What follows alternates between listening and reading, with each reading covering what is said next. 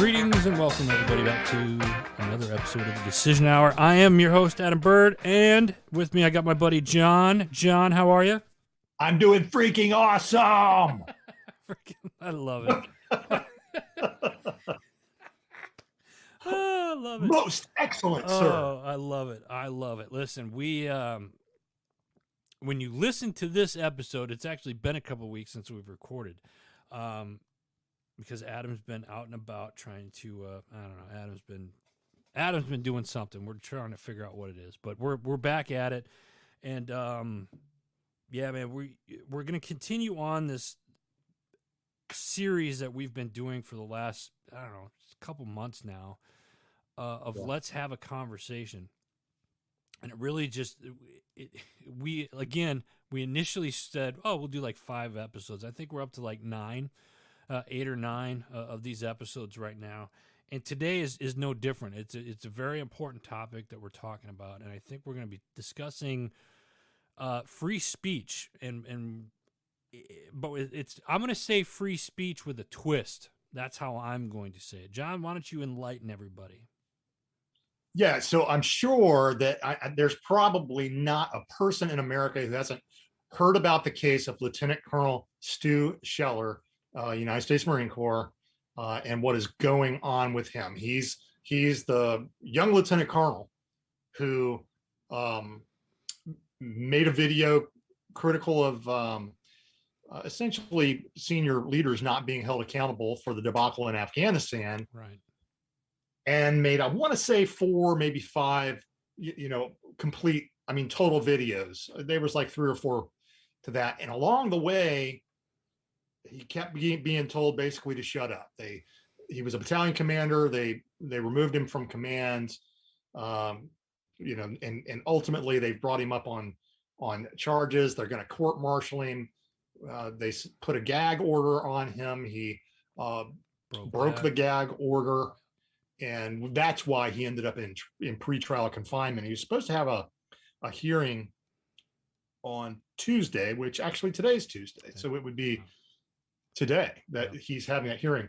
So that's who he is. Everybody's got an opinion on it. But I made a video last week when I noticed that the Marine Corps had a big problem. And it's not just Stu Scheller and having to deal with this guy in the ranks who's not playing ball. If you watched the hearings with the military leaders, his name got brought up 3-4 times by congressional members who are obviously concerned about what they're looking at as a political prisoner. And so I did a video on that, but subsequently I saw a Fox News panel talking about it. They were talking about Stu Scheller. Now, there's a lot of misunderstandings that civilians aren't getting about this as well. And we might talk about that a little bit, but it segued into what is happening with free speech in this nation. Mm-hmm. And in this Fox News panel discussion I saw, they referenced a former Fox reporter who was fired for calling out Fox Corporation for muzzling her. So she loses her job. And and it brought up the larger question of what is happening to free speech in the country. But I thought we'd start off by discussing Stu Scheller's situation and what's happened, and just kind of roll that one around a little bit, because I know the listeners are interested in the subject. Yeah. So, and my resource that I have with the Scheller case, I just asked for an update because this particular individual, my source is lobbying for him, working with him, I should say. And there's no updates yet, even though this stuff's supposed to happen. So it hasn't been an update on, we know that he's in, confinement down in North Lejeune. Down in Lejeune. Yeah. So I want to take it a step back, because you said this lieutenant colonel comes out with these videos basically calling out the way that Afghanistan was handled and how the higher ups weren't being held accountable. First off, Right. kudos. Sure. At the same time, what were you thinking? you know what I mean? Hey, we've been in uniform before, so we know that there's a certain do's and don'ts of what you should and shouldn't do.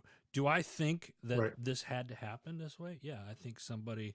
I say kudos to him because he had the brass cojones to come out and speak out about it.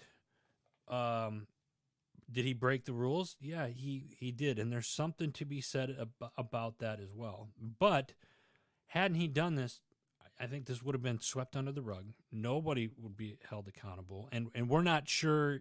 It's still too early in the game to see if anybody's going to be held accountable or not, with the exception of him.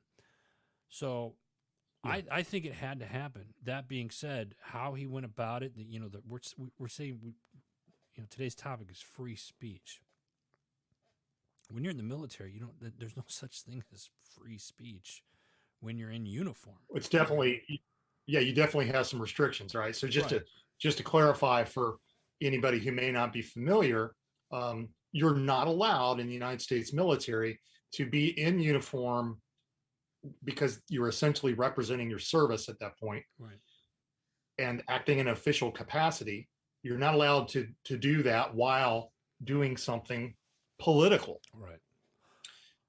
And that's a very broad statement, but yeah, the first thing he did wrong from the Marine Corps' point of view is he was in uniform in his office making a video calling out senior leaders. Now, I have not heard him say anything in one of his videos that I don't think I've heard him say anything that I found to be a lie, or that I found to be misleading, something that I wasn't at least thinking. And that's the connection to public opinion, and that's the connection to Congress is saying, hey, and the American people are looking at the situation and they're like, this guy is asking the very questions that Congress members are asking. He's asking the very questions that mom and dad are asking back in Iowa. They have the same questions in their mind, and yet this guy's in jail for it. What in the hell is going on when the United States military is keeping a political prisoner? This is from the public's point of view. Define political, and that's prisoner. How go back for a second. You say political prisoner. What do you mean by that?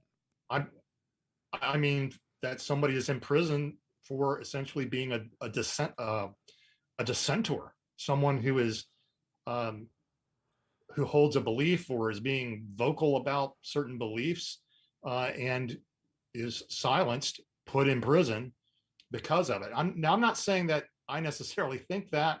I haven't really thought about it that much, but that's what it looks like to the average guy on the street. That's what it looks like. He's not the first. Here's the thing that bothers me about this. He's getting, I mean, they're chapter 32, court martial, right? The UCMJ. Right. He is up for full-blown court martial. He hasn't been court-martialed yet. Let me back up. He has not been court-martialed yet. He is going to trial for a court-martial. He was made an offer. He turned that offer down, rightfully so. It was a bogus offer. It was something along the lines of, you get out and you lose all your benefits and we give you a general discharge. That's really not much of an offer when you look at the time and service that he has in. Furthermore, you have a gentleman who, there's so many things to this, John. He came out, called out his superiors, and rightfully so. It was how things were handled. I can think of at least a dozen guys right now that if you ask them, they would all pat him on the back. They're like, I wish I could have done something like that. There are so many people that wish they could have done something like that. You look at the higher ups, and it's not just the Marine Corps, although this is the example that we have put in front of us right now, but this isn't the first time that we've seen people use social media that were in uniform to state a political opinion of one factor or the other. You look at the Sergeant Major of the Army within the last 6-8 months now, came out and spoke politically. Had that been myself as an E5 or anybody else, would be out of the military. But it's okay for the senior leaders to do it. So it's one of these do as I say, not as I do. But in the military side of things, it's like we've always been taught, leadership. You're supposed to lead by example. I think, and I'm going to go out on a very large limb here, I think what the Lieutenant Colonel did from a leader's perspective, he did the right thing. I think he needed to call out me. And here's why I say that, because I know there's people like, you're freaking nuts. It had to be done because otherwise certain stuff like this has to happen from time to time in order for people to see what's really going on. And that's how change is made.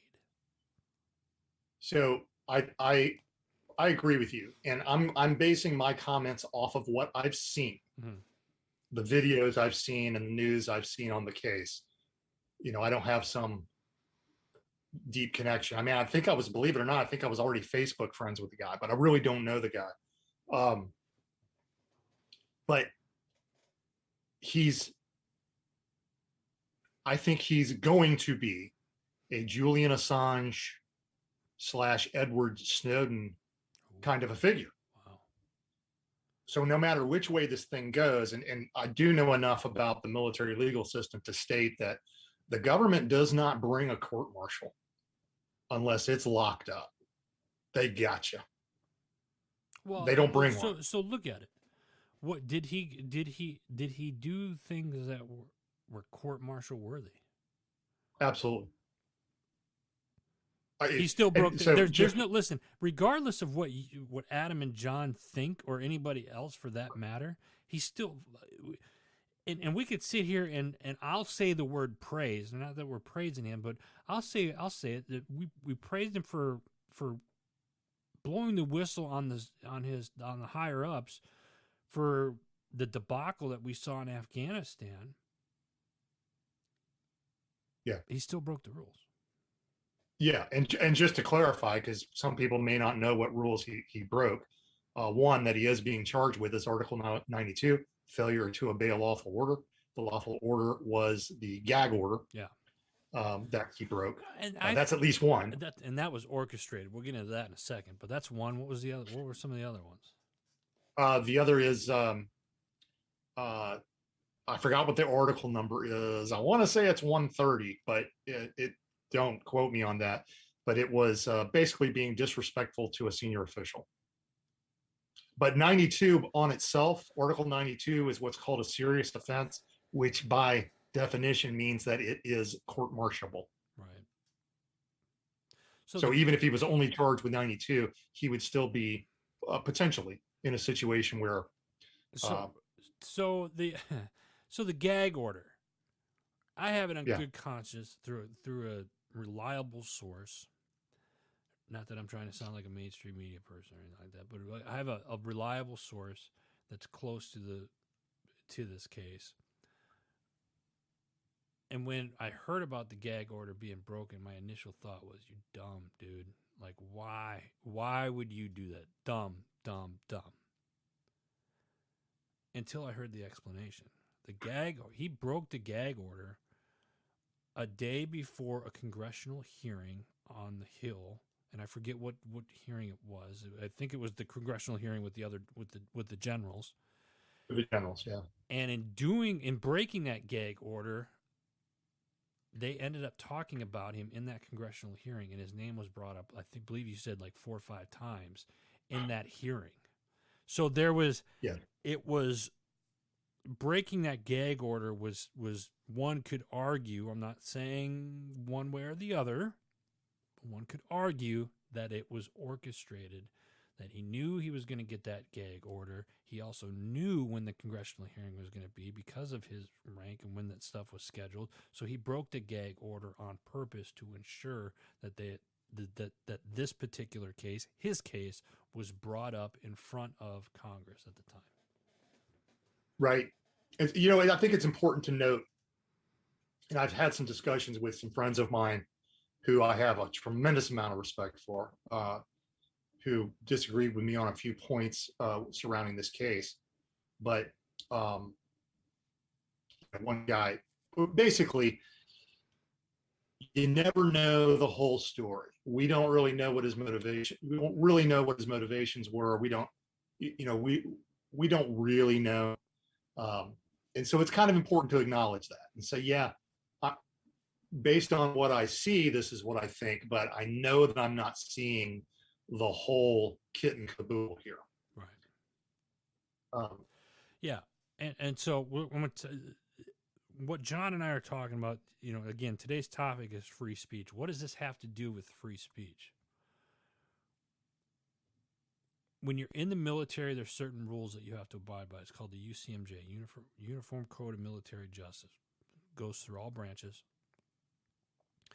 And I don't want to say it's a gag order, but there's certain things that you cannot do while in uniform because you represent, as John mentioned earlier, you're representing that branch. Now, that being said, if you are in your civilian clothes and you're after hours and you're doing whatever, I would still caution you in doing certain things. However, it doesn't, you know, at that point, there's a little more leeway, kind of a gray area, if you will, because I've worked corporate jobs where I've been in corporate America and several companies have said, hey, when you're not, even though you're not at work, you're still representing the company that you work for. Sure. Kind of a thing. And I think they do that because freedom is, you can't go out and purposely start talking, I'm going to bash this company that I'm working for. Well, if you're going to bash the company you're working for, why are you working for that company? Right.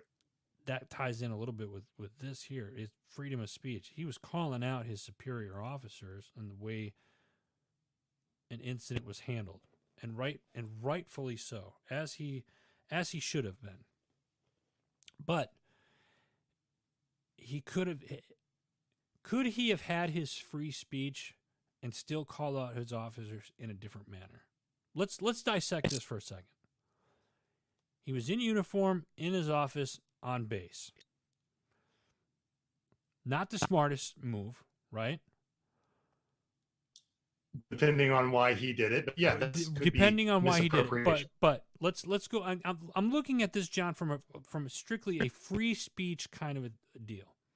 So we know that if you're in uniform, we've explained to people that if you're in uniform, that you cannot be in uniform talking any type of political type of stuff because you're representing your brand. Now, had he been at home in his home office or in his backyard, in civilian clothes, does that make it right?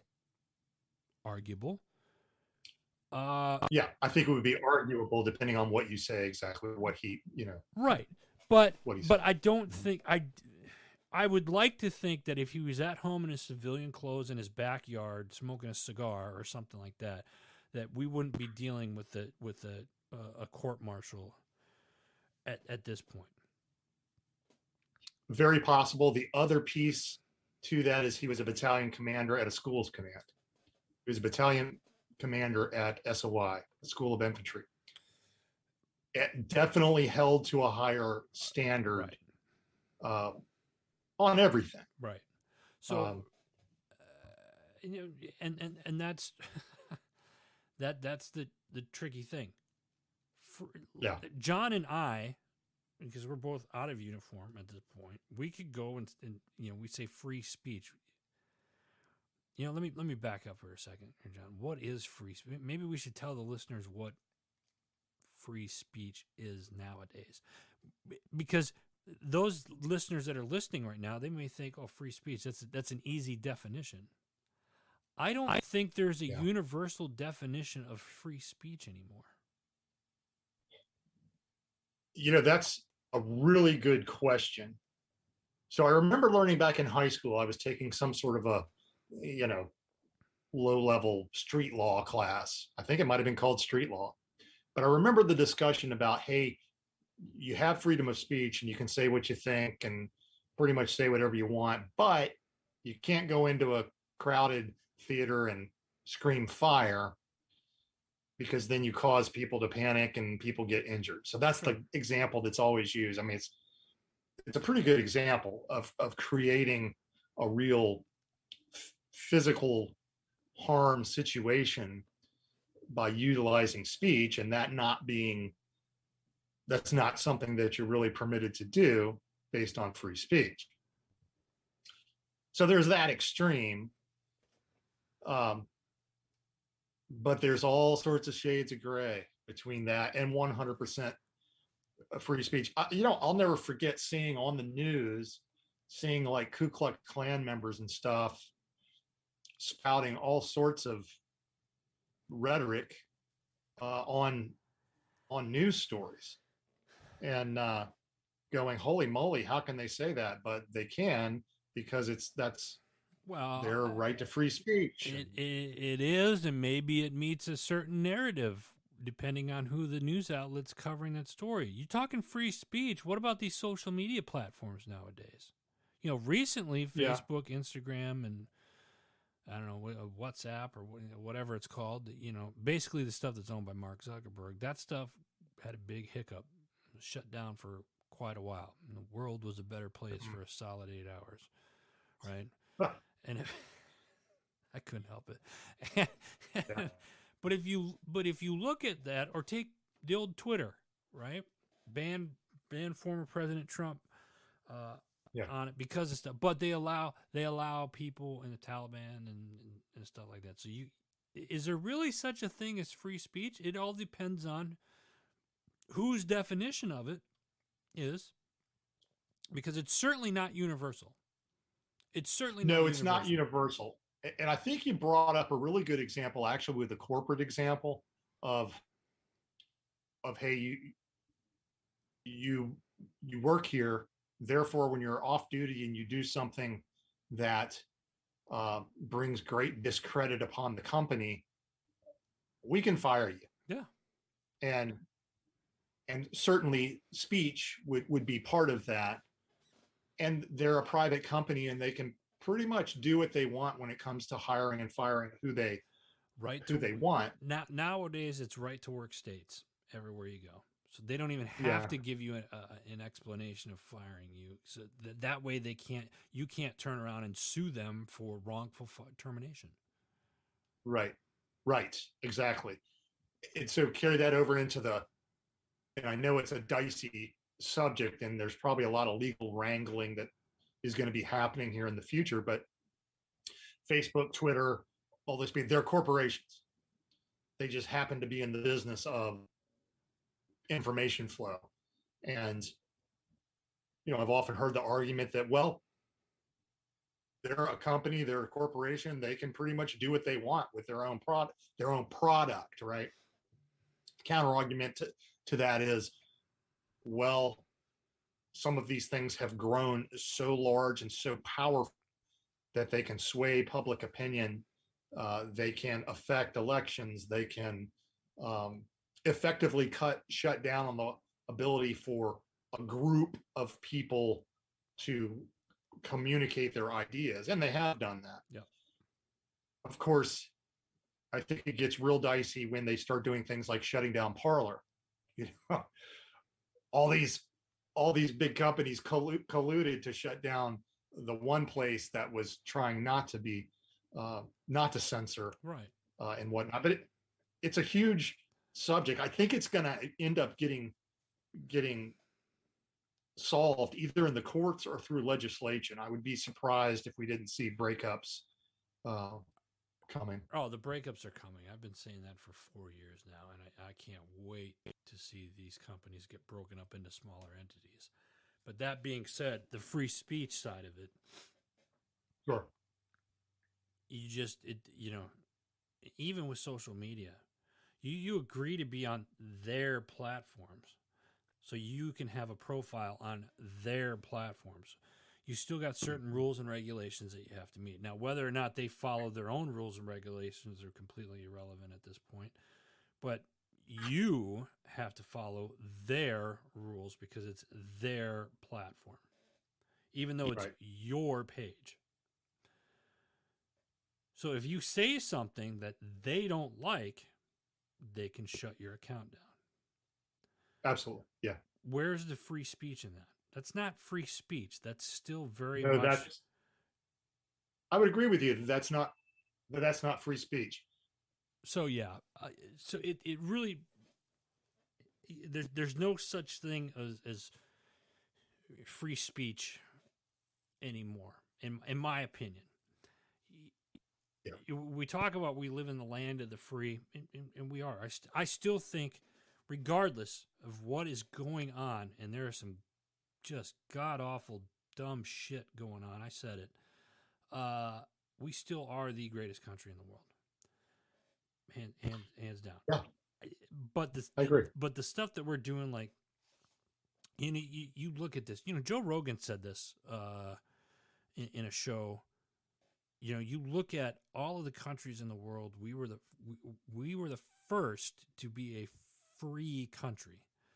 Everybody else had kings or rulers of some sort, right? We were the first country.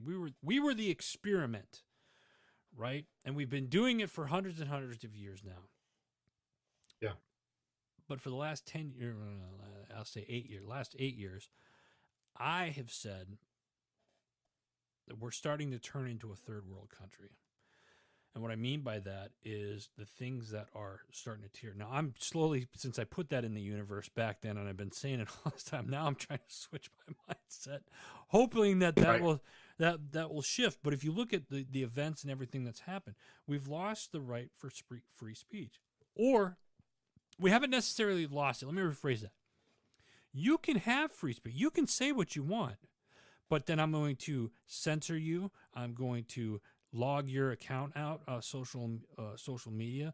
We're going to blacklist you. We're going to think of whatever else you want to think of that ties into that, right? So John can say what he wants to say, but if Adam doesn't like what John's saying, I'm going to mute his mic. I'm going to shut down his accounts. I'm going to censor him. So even though he's on the World Wide Web with his videos and whatnot, I'm going to mess up the algorithm so not very many people can see what he is doing or what he's saying. That shit is actually happening, people. And it's happened to both of us. It happens. So free speech, what does it mean? Free speech was meant to mean that we can say whatever we want. We don't have to agree with each other, but we have the right to say what we want to say. If you got people, and this is going to rub me the wrong way, you get like these activists that were burning the cities down, and they were yelling hate speech. Nobody got in trouble for saying the hate speech stuff. Not a single person got in trouble for, F the police or this or that or whatever else. Listen, I'm all for back the blue. Sure. I'm not saying there's not some, bad seeds in the group from time to time, but that's like with anything else. But they're allowed to say that. But if somebody else says, is pro-Trump or pro-back the blue or something like that, you get censored because that's insensitive. That's correct. Bullshit. That's a double standard. That's exactly what it is. Yeah. How do we fix this, John? Definitely a double standard. Let me ask you this. How do we move forward as a country with free speech? This is one of the things, the First Amendment, right? Freedom of speech. How do we move forward with that? Not only between ourselves, but with corporate entities like these social media platforms and mainstream media. How do we move forward with free speech? First of all, I think there's got to be some sort of consensus in the country that free speech is free speech. That we're actually going to have free speech.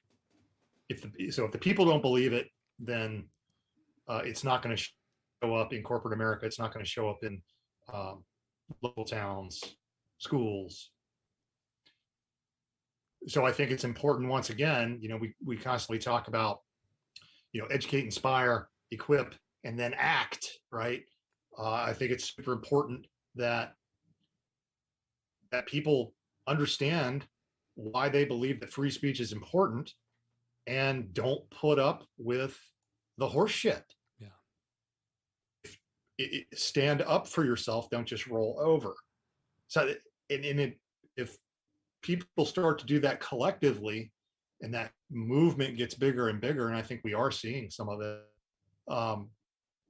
eventually that will show up in local towns. And this is why local politics is so important and stuff, but it will show up in local town councils. It'll show up in education boards. It'll show up in state legislatures, in governorships, and it will show up in the Congress, and it will show up in the Senate. If people continue to vote what they believe, and don't stand for their speech being cooled. Hey, you can make the choice to stop using Facebook or Twitter or whoever is you think is not upholding free speech. That's hard to do. It's hard to get away from Google and Amazon and all these other large companies that have been borderline monopolized. Well, yeah, 100%. Yeah. I don't think there's a whole lot of argument that they're, if not monopolies, very, very close to being a monopoly, and act as a cartel when it comes to politics. And then they collectively have a tremendous amount of ability to do good or do harm, depending on your point of view. Yeah, and if your point of view doesn't match theirs, then you can most certainly recognize that you will be blacklisted, you will be censored, you will be shut down. I think another piece of moving forward is ensuring that the younger generation understands the value of free speech, understands that they need to be able to withstand speech and ideas and that they don't agree with, that maybe challenges their current beliefs.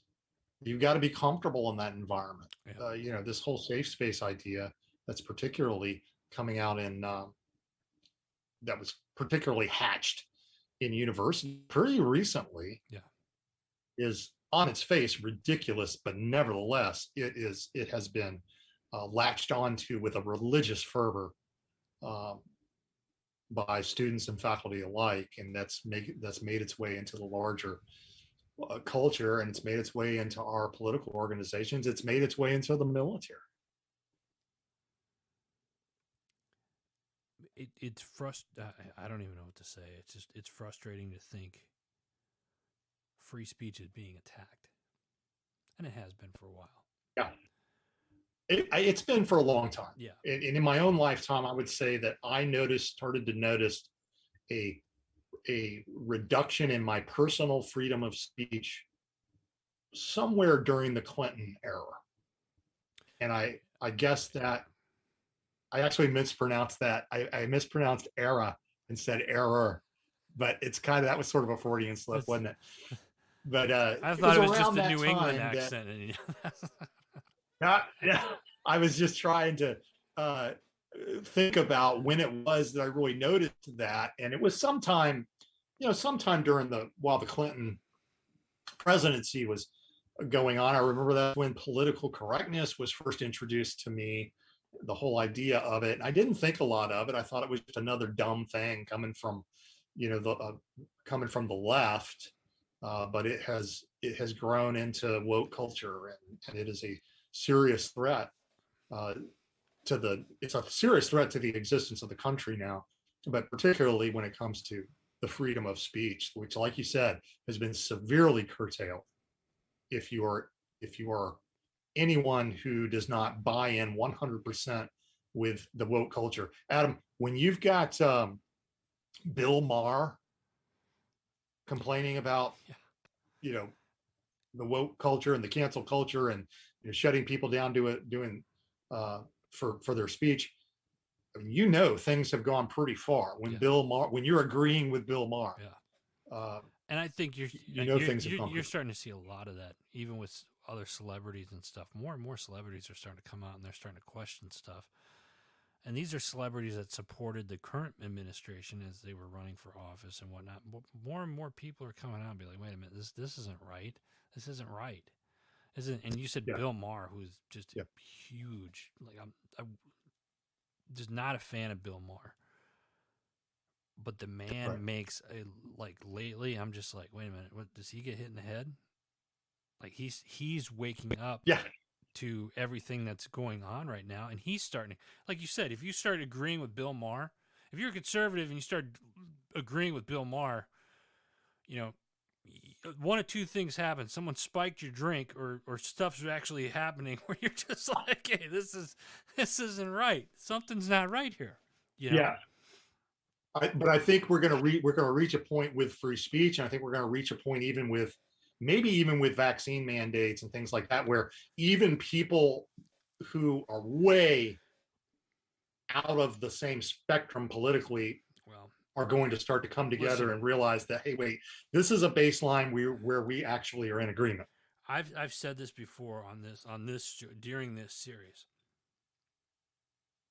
We focus too much on the far left and the far right. And I think Right. we could argue now that what's happening is that everybody that's in the mixing pot in the middle, the ones that don't necessarily agree on everything, but you have left and right in the middle here, and you see that they're not too far off, now they're really starting to connect. And they're really starting to, it's the ones in the middle that are connecting and seeing, hey, these dipshits out here on the left and the right, far left, far right, this isn't okay. It's the majority of the population here in the middle that is seeing it. And I got to tell you, that's a good thing. But that's a very good thing that part is happening. Because I think changes will start to happen. I also want to say this real quick before I lose my train of thought on it is study history. We're talking about free speech. Study history. Study world history. Yeah. Show me another country that's had free speech. Or look at what's happening to the United States now, and where can we pinpoint in history where a lot of these similar things were happening and things were being taken away. Right. Study history, folks, because if you don't study history, it's bound to repeat itself. And right now, I'll make the argument that we could easily say that we're seeing a repeat of a certain time in our history. A repeat of not only the strife that led up to the Civil War, but if you look out into the world, it's a lot of the ideas that are being put out there by administrative bureaucrats, administration and people associated with this current administration. We're seeing things that are very, very reminiscent of something that's much more akin to a Stalinist regime or even the Nazi regime, which I'm not trying to be overly dramatic with that. It's just that's exactly what I was without saying it. That's exactly what I was saying. And that's what's happening. That's what's happening right now. And if we don't make changes, and here John mentioned this earlier. Here's where it starts. It starts with you. Starts with you getting involved in your local communities, your local politicians, and being out there and being a voice. If you think for 1 minute that your voice doesn't matter, you're wrong. That's what they want you to think. They want you to think that. Be out there and be a voice. Alexander Solzhenitsyn. Go ahead. Alexander Solzhenitsyn said, I believe the quotation goes, it only takes one person to stop lying to bring down tyranny. Yeah. And you could talk about what all that means, but it really does come down to the individuals and how each individual decides to act, the decision that they decide to make, conversation they decide to have. I'm going to end it with this. So I'm going to say this. I'm going to say this as we wrap up. Freedom of speech or free speech starts with you. Starts with you. Say what you want to say. That's what I'm going to tell you. I'm a firm believer of the First Amendment. I'm a firm believer of free speech. I may not like what you have to say, but damn it, you have a right to say it. Period. Don't let anybody tell you. Don't let anybody tell you that you don't have that right because you do. Get involved. Make the decision. That's the name of the show. Decision Hour. Make the decision to get involved locally. That's all I have. John, what do you have to wrap up? Yeah, I just piggyback on that. Make the decision to have the conversation with your neighbor. Make the decision to push back if you're not on board with restrictions, and make the decision to get involved in your local community. Like you said, that's where the real difference is made. It's made with the individual and the individual acting in the world. Yeah. Listen, folks, that's all the time that we have. But before we let you go, we got to give a shout out to our sponsors real quick. We got some veteran-owned companies. John, what do you got, buddy? I've got Semper Savage marinades and dressings. I'm telling you, it's the best stuff on the planet. It's all natural, extra virgin olive oil, herbs, spices.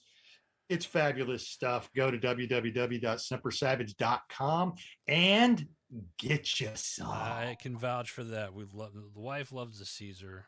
I love them all, quite frankly. But yeah, you guys got to check it out. They really are the best salad dressings and marinades on the planet. So go check that out. Also, go check out our parent network, Heroes Media Group. Go check out all the shows, articles, and if you are listening and want to become part of the HMG family, hit us up over there at the website, heroesmediagroup.com. For John, I'm Adam. Till next time, you've been listening to The Decision Hour.